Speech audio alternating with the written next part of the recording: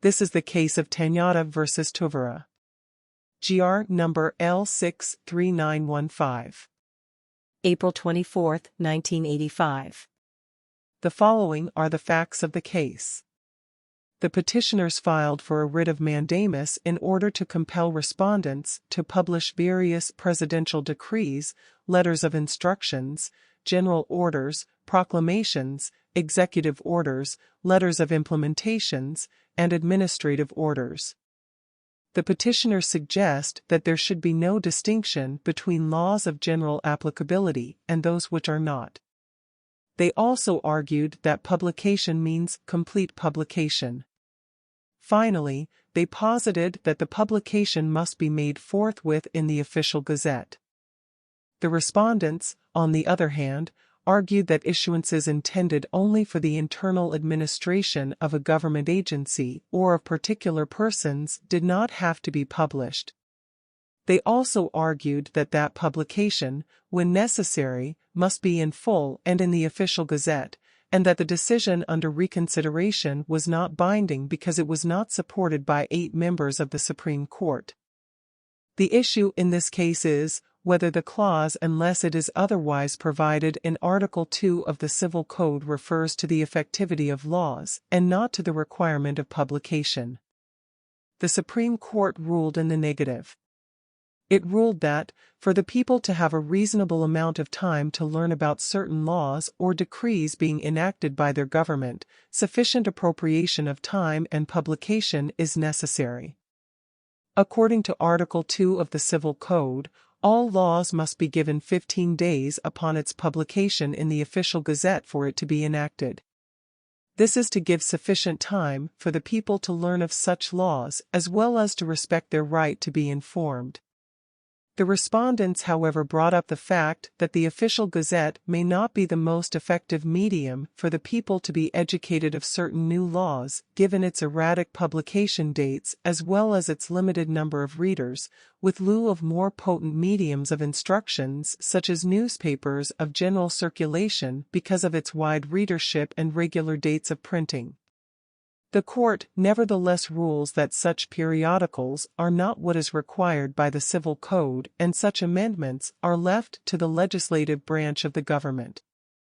Having said this, the court finds in favor of publishing all laws, presidential decrees, letters of instructions, general orders, executive orders, and administrative orders with a 15-day leeway, or unless stated, for them to take into effect. The summary of principles for this case are as follows. 1. The clause "unless it is otherwise provided" in Article 2 of the Civil Code refers to the effectivity of laws and not to the requirement of publication. The court ruled that, after a careful study of this provision and of the arguments of the parties, both on the original petition and on the instant motion, we have come to the conclusion, and so hold, that the clause "unless it is otherwise provided" refers to the date of effectivity and not to the requirement of publication itself, which cannot in any event be omitted. This clause does not mean that the legislature may make the law effective immediately upon approval, or on any other date, without its previous publication.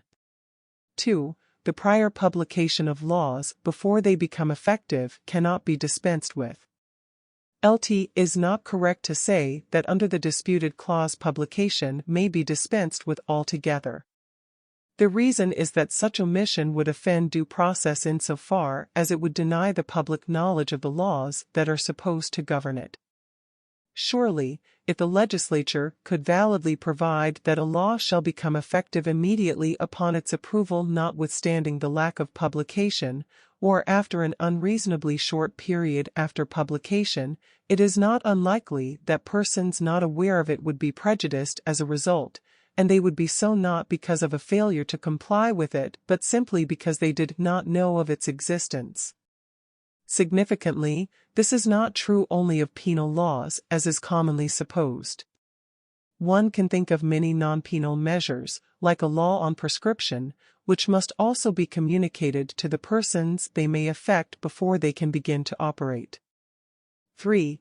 For purposes of the prior publication requirement for effectivity, the term laws refer not only to those of general application, but also to laws of local application, private laws, administrative rules enforcing a statute, city charters, central bank circulars to fill in the details of the Central Bank Act, but not mere interpretative rules regulating and providing guidelines for purposes of internal operations only.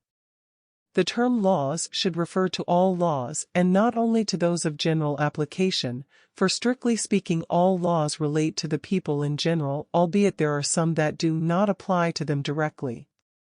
An example is a law granting citizenship to a particular individual, like a relative of President Marcos who was decreed instant naturalization.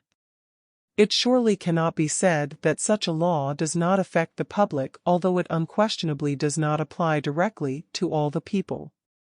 The subject of such law is a matter of public interest which any member of the body politic may question in the political forums or, if he is a proper party, even in the courts of justice. In fact, a law without any bearing on the public would be invalid as an intrusion of privacy or as class legislation or as an ultra vires act of the legislature.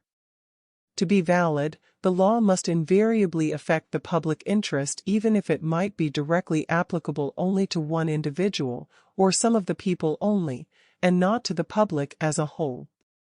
4. All statutes, including those of local application and private laws, shall be published as a condition for their effectivity, which shall begin 15 days after publication unless a different effectivity date is fixed by the legislature.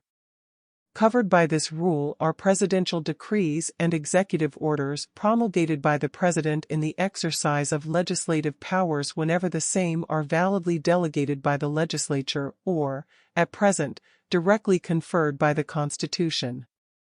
Administrative rules and regulations must also be published if their purpose is to enforce or implement existing law pursuant also to a valid delegation.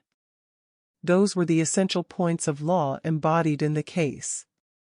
For more audio case digests like this, please consider subscribing to our YouTube channel. Have a nice day.